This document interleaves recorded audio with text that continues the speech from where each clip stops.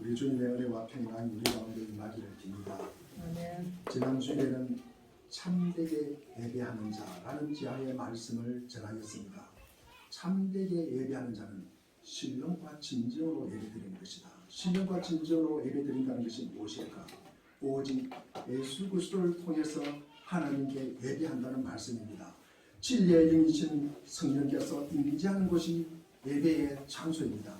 즉 하나님과 그리고 예수님과 함께하는 그곳이 예배라는 말씀입니다. 예수님의 이름으로 찬양과 기도하는 것이 예배입니다. 예수님의 이름으로 기도하면 어디든지 그곳에서 하나님이 함께하시고 그것이 진실한 예배가 되는 것입니다. 예배는 시간과 장소가 중요한 것이 아니라 신령한 하나님을 만나는 것이 더 중요하다.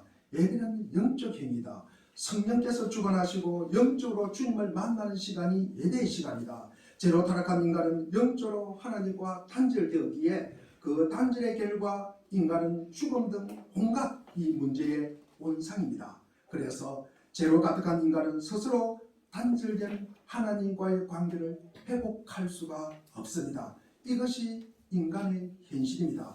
그래서 예수 그리스도를 통해서 예배를 통하여 하나님과의 관계를 회복하는 시간이 예배 시간이다. 하나님과의 관계가 회복한다는 것은 영원하신 하나님으로부터 영원한 생명을 얻는 것입니다. 이것이 구원이다. 그래서 이 구원은 이 구원의 행위가 재현되는 것이 예배다.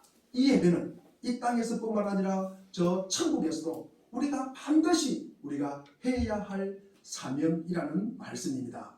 오늘 본문은 이 예배를 통하여 가정이 회복된 창세기 35장 이 야곱의 가정의 이야기를 제가 전하고자 합니다. 세상에 많은 문제가 있습니다만 가정이 파괴되는 것이 가장 큰 문제 중에 하나입니다. 우리 사랑하는 교우님들의 가정은 어떻습니까? 편안하십니까? 건강하십니까? 하나님께서 만든 공동체가 가정과 교회인데 이 가정이 아름다운 천국이 되어야 하는데 전쟁터로 변해가고 있습니다. 많은 사람들이 가장 후회하는 것이 무엇이냐고 물으면 뭐라고 대답하겠습니까? 많은 사람들이 결혼이라고 이야기합니다. 이게 우스갯소리가 아닙니다. 사람들이 이런 이야기를 합니다. 결혼은 판단력이 흘러서 결혼을 하게 되고 이혼은 인내력이 바닥이 나서 이혼을 하게 되고 재혼은 자기가 결혼했던 그 기억력이 상실돼서 다시 재혼을 한답니다. 이게 웃을 일이 아닙니다. 배우자와의 관계뿐만 아니라 부모와 자식 간의 관계, 형제 간의 관계, 이 원수로 사람들이 많아요. 고부 간의 관계, 요즘 대단합니다. 요즘은요, 더 문제가 뭐냐 그러면은 장모와 사이 간의 갈등이 심각하다고 합니다. 이런 유머가 있습니다. 베드로가 왜 예수님을 3번씩이나 부인했을까? 예수님께서 베드로의 장모의 열병을 고쳐줬기 때문에 베드로가 예수님을 싫어했다는 그런 이야기가 들립니다. 그처럼 세상의 거의 모든 가정이 위기에 처했습니다. 호수 위의 오리처럼 멀리 보면 참 평온한 것 같습니다. 가까이서 보면 분주하게 물길질을 합니다. 가정도 마찬가지입니다. 멀리서 보면 참 좋은 가정 같습니다. 참으로 평안하고 아늑한 가정 같지만 조금 가까이 가서 보면 반나절만 아니 한나절만 같이 있다 보면 그 가정의 문제가 금방 들통납니다. 오늘 본문은 가정의 위기를 이기는 이 야곱의 이야기입니다. 이스라엘 12지파 조상인 야곱은 파란만장한 인생을 살았습니다. 이 야곱이 애굽에 가가지고 바로를 만나가지고 한 이야기가 있습니다. 참 내가 그만큼 시험을 살았다고 이야기합니다.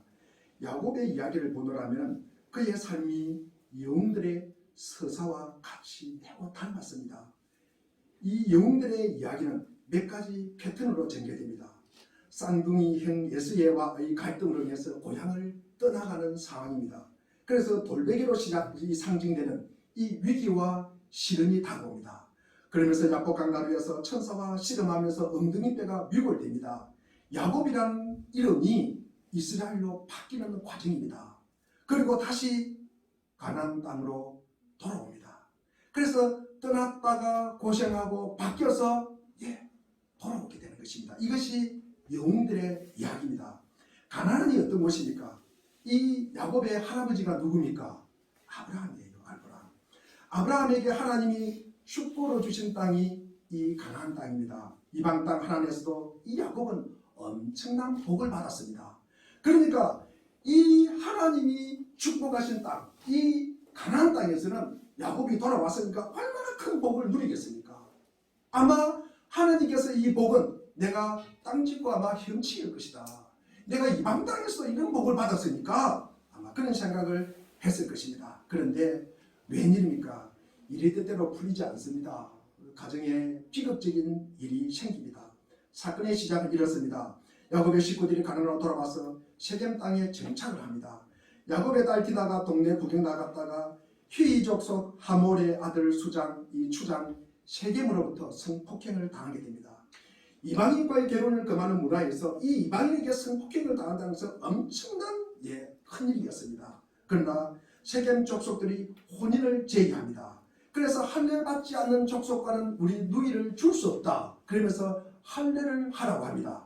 그래서 그때를 노리고 할례를 받고 이 거동이 불편한 이 남자들을 이 둘째 야곱의 둘째 셋째가 누굽니까? 시몬과 레이가 칼로 세겜 집안 남자들을 죽여버립니다.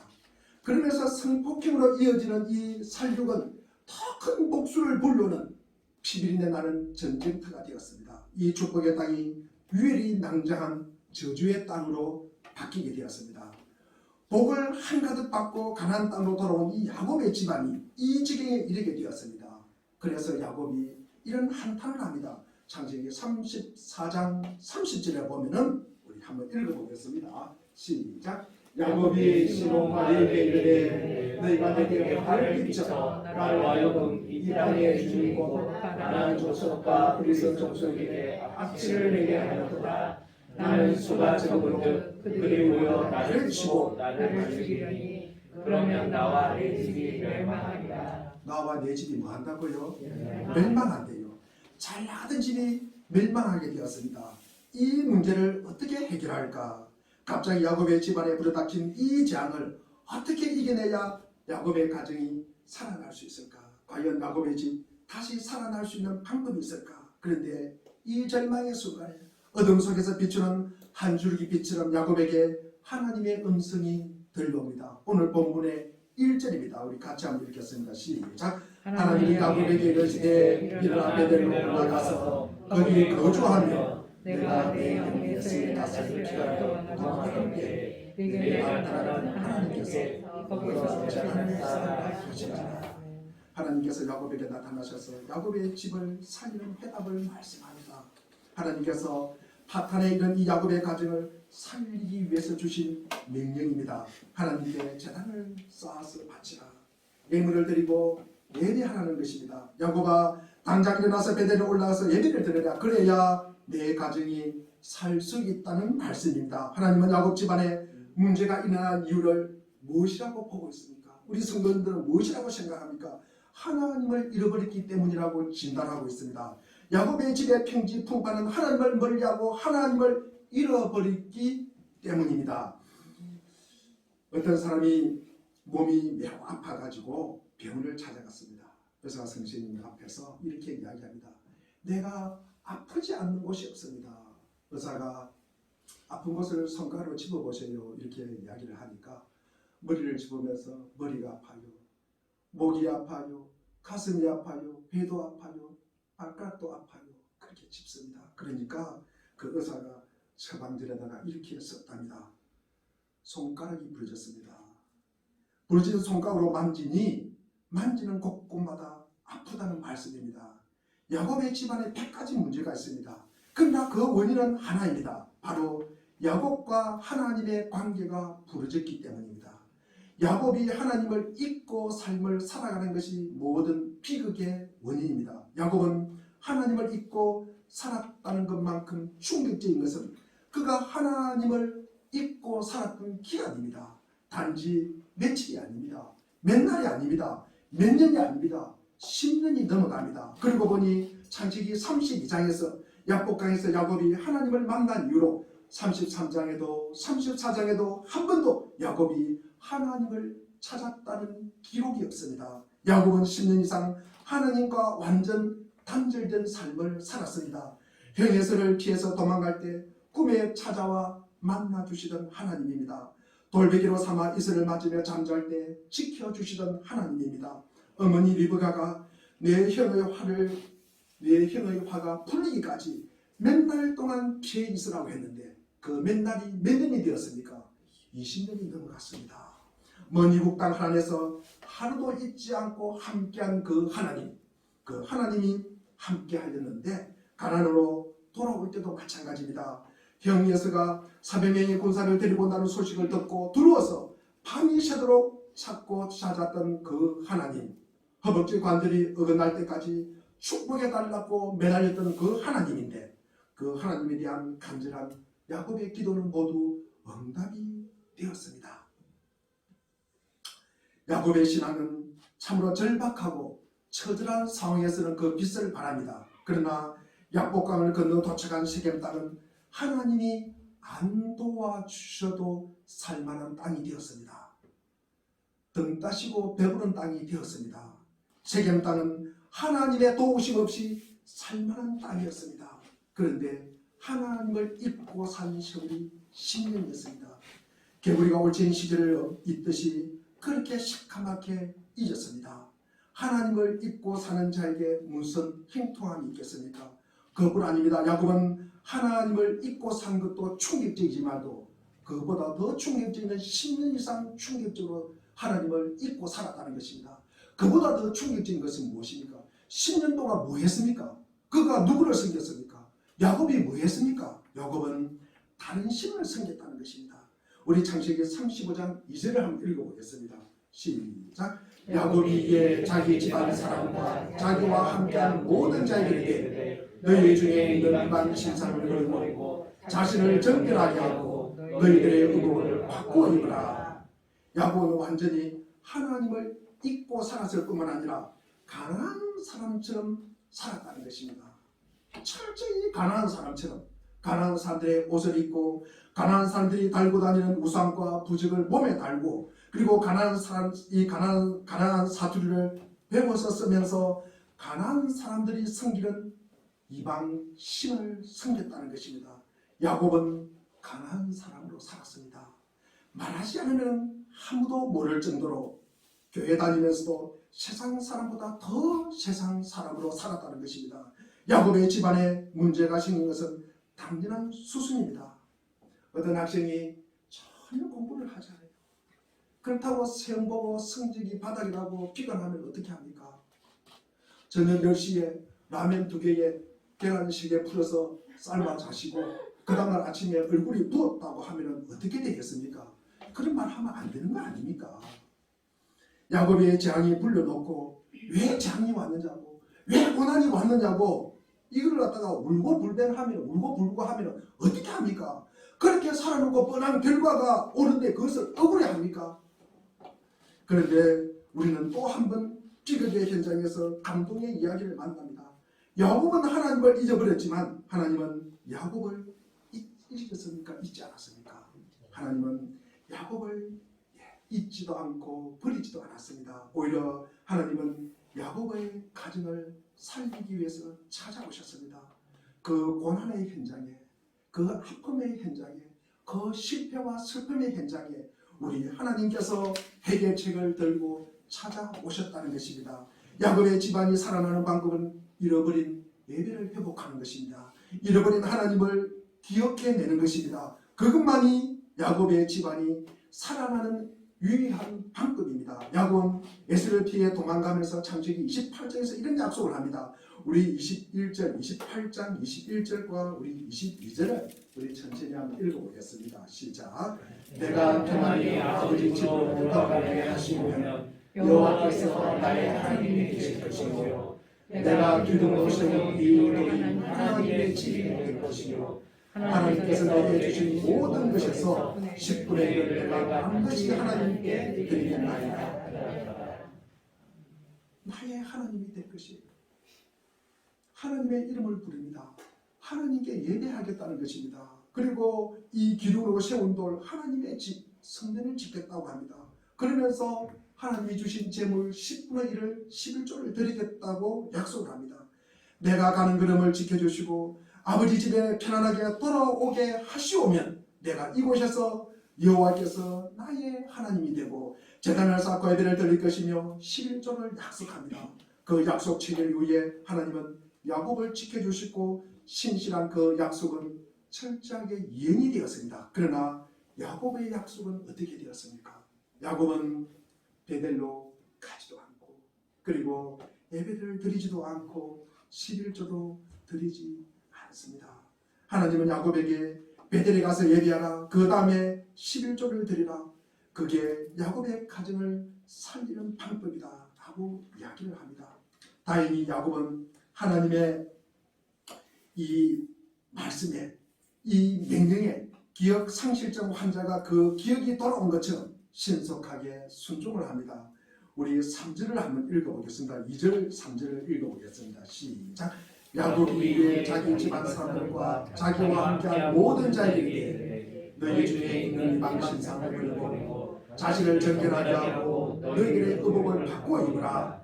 우리가 일어나 베델로 올라가자. 내 환난 날에 내게 응답하시며 내가 가는 길에 나와 함께 하신 하나님께 내가 거기서 제단을 쌓으라 하노라. 한 명도 빠지지 않고 모든 가족을 불러서 세겜에서 가진 모든 우상을 버리고 베델로 올라가 예배하자 이렇게 이야기를 합니다. 그러면서 우리 4절을 읽겠습니다. 4절 5절 시작. 그들이 자기 손에 있는 모든 이방 신상들과 자기 귀에 있는 귀고리들을 야곱에게 주는지라. 야곱이 그것들을 세겜 근처 상수리 나무 아래에 묻고 그들에게 나갔으나 하나님이 그 사명 고들로 크게 두려워하게 하셨으므로 야곱의 아들들을 추격하는 자가 없었더라.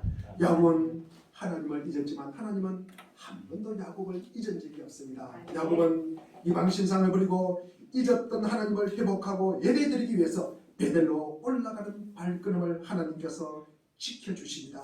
다른 이방인들이 야곱의 식구들을 추격하지는 못합니다. 모든 여건과 그 상황과 환경을 만들어 주셨다는 것입니다. 하나님께서 어떤 상황을 만들어 주셨는지는 모르겠습니다. 그러나 이 사면골 주위의 이 골들이 야곱의 식구들이 베델로 올라가는 모습을 보면서도 크게 두려워하였다라고 성경은 기록하고 있습니다. 야곱을 추격할 마음조차 가지지 못했다는 것입니다.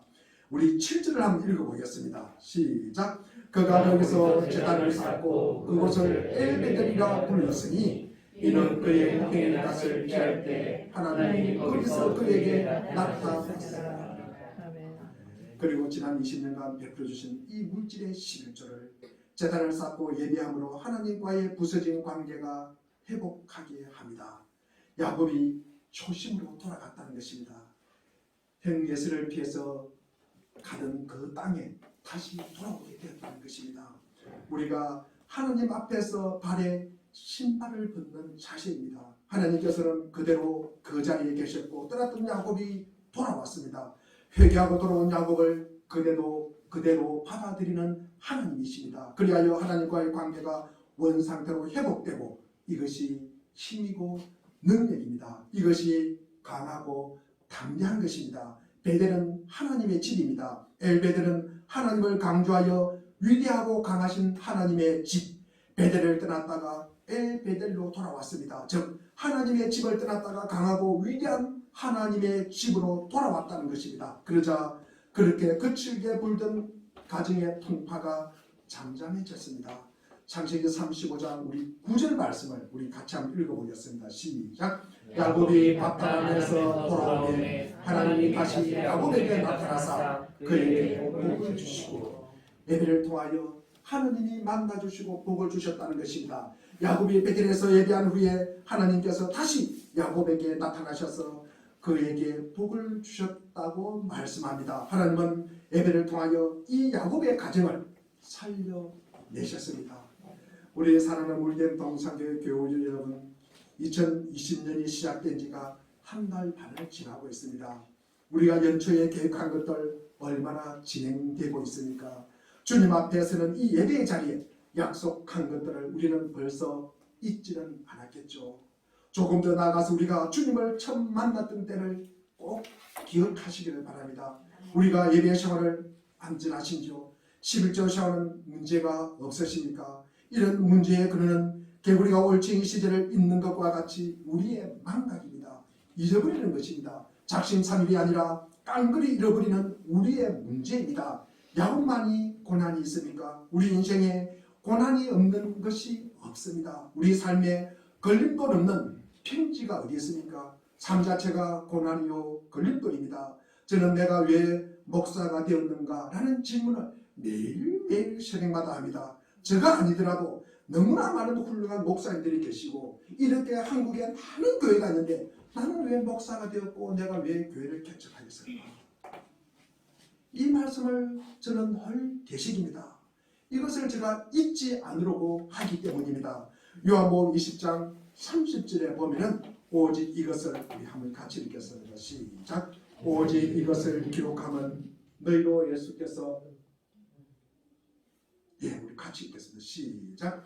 예수께서 제자들 앞에서 이 책에 기록되지 아니한 다른 표적도 많이 행하셨으나 차오가 있었던 것 같습니다. 여하튼 오직 이것을 기록하면 너희로 예수께서 하나님의 아들 그리스도이심을 믿게 하려 함이요 또 너희로 믿고 그 이름을 힘입어 생명을 얻게 하려 합니다.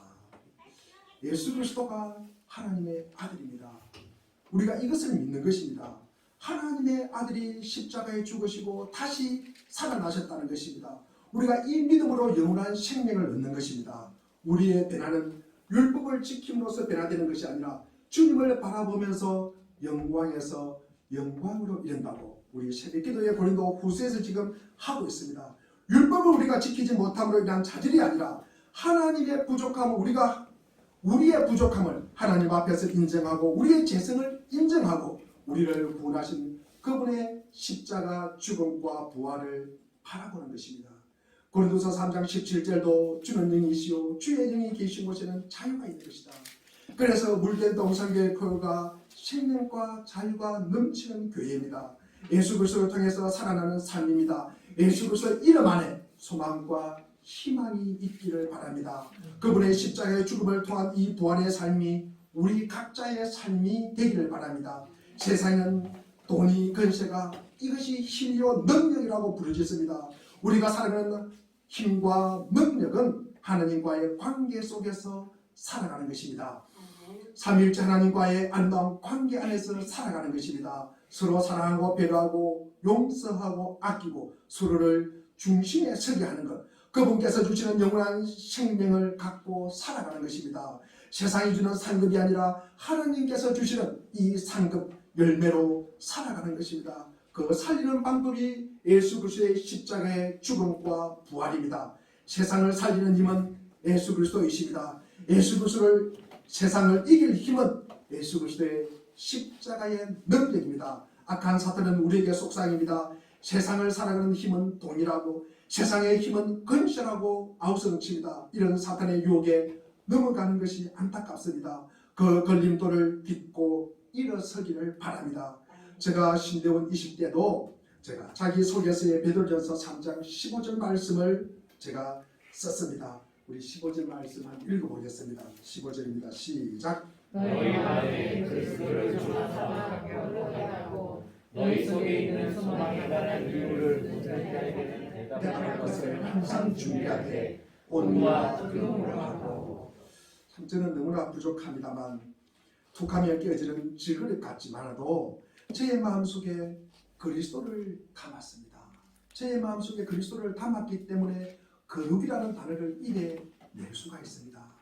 우리의 사랑하는 물된 동산교회 교회 여러분, 저는 성도님들 한 가정마다 한 분마다 이렇게 등록할 때마다 3일씩 금식 기도를 합니다. 그러면서 제가 하는 기도가 베드로전서 3장 15절 말씀을 떠올리면서 우리 교우님들의 마음에 그리스도를 주로 삼게 하옵소서, 예수 그리스도를 주로 삼게 하옵소서라고 제가 기도를 합니다. 저는 그리스도를 주를 삼으려면 어떻게 해야 되는지를 온유와 두려움으로 준비합니다. 매 주일마다 이 말씀을 준비해서 전합니다. 우리가 누구이고 하나님이 누구이고 예수 그리스도가 누구신지 이것을 알아야 우리가 그리스도를 나의 주로 삼을 수가 있는 것입니다. 그리고 앞으로의 종말이 어떻게 진행될 것인가, 그럼 이 땅의 교회에서 우리는 어떻게 살아야 되는가, 그것이 우리의 소망이기를 바랍니다. 우리 교회 이름도 마찬가지입니다. 이사야 58장 11절입니다. 우리 같이 한번 읽어보겠습니다. 시작. 여호와가 너를 항상 인도하여 메마른 곳에서도 내 영혼을 만족하게 하며 내 뼈를 견고하게 하리니 너는 물된 동산 같겠고 물이 끊어지지 않는 샘 같을 것이다. 우리 교회는 여호와의 하나님이 인도하는 교회입니다. 우리 교회는 내 영혼을 만족시키는 교회입니다. 우리 교회는 내 뼈를 견고하게 하는 교회입니다. 물된 동산처럼 물이 끊어지지 않는 샘 같은 교회입니다. 우리의 사랑하는 교회 여러분, 우리 인생의 고난은 늘 따라다닙니다. 제가 인간에게 왜 이런 인생의 고난이 있을까? 제가 늘 고민합니다. 왜 사람들이 우리 교우들이 아프실까? 때로는 왜 이렇게 힘이 들까? 제가 그런 생각을 해봅니다. 그래서 하나님은 이 하나님의 이 거룩을, 이 사랑을 우리 안에 담으려고 한 것 같아요. 그래서 하나님의 그 뜻을 갖다가 완성하려고 하기 때문입니다. 이 부족한 우리를 통해서 말입니다. 때로는 우리를 기다려 주시고 사랑해 주시고 그리고 용서해 주시고 때로는 고난도 주시면서 그 하나님의 뜻, 그 당신의 뜻을 완성해가는 이 진정성 있는 하나님의 구체적 계획이 있다는 것입니다. 그래서 그분의 거룩, 그분이 우리를 사랑하신 것에 응답하려고 녹하신 것입니다. 이 하나님과 우리를 소통하는 장, 이게 바로 예배입니다. 하나님은 찾아와 주셔서 문 앞에 두드립니다. 우리는 문만 열면 되는 것입니다. 부족한 우리를 통해서 말입니다. 질글 같은 우리를 버리지 않으시고 우리를 소모품으로 여기지 않으시고 어떠하든지 돌아오기를 기다리는 아버지입니다. 우리와 교제하기를 원하시는 하나님이십니다. 우리 사랑하는 교회 여러분, 예배를 소중히 여기십시오. 야곱의 가정에 제단을 쌓고 예물을 드림으로 이 야곱의 가정이 회복되었습니다. 예배를 통하여 우리는 하나님을 기억하며 우리의 삶이 살아나기를 바랍니다. 예배를 통하여 주님을 만나는 은혜가 있기를 바랍니다. 예배를 통하여 진리의 영이신 그분의 인도하심에 자유함을 누리시기를 바랍니다. 물된 동산교회에 들어가면서 복을 받고 나가면서 복을 받기를 바랍니다. 메마른 곳에서 내 영혼을 만족하게 하며 내 뼈를 견고하게 하는 이 물된 동산처럼 예배를 통하여 가정이 회복되기를 바랍니다. 공동체가 회복되기를 바랍니다. 개인적으로 자신의 영혼이 회복되기를 바랍니다. 우리의 육신이 회복되기를 바랍니다. 기도하겠습니다.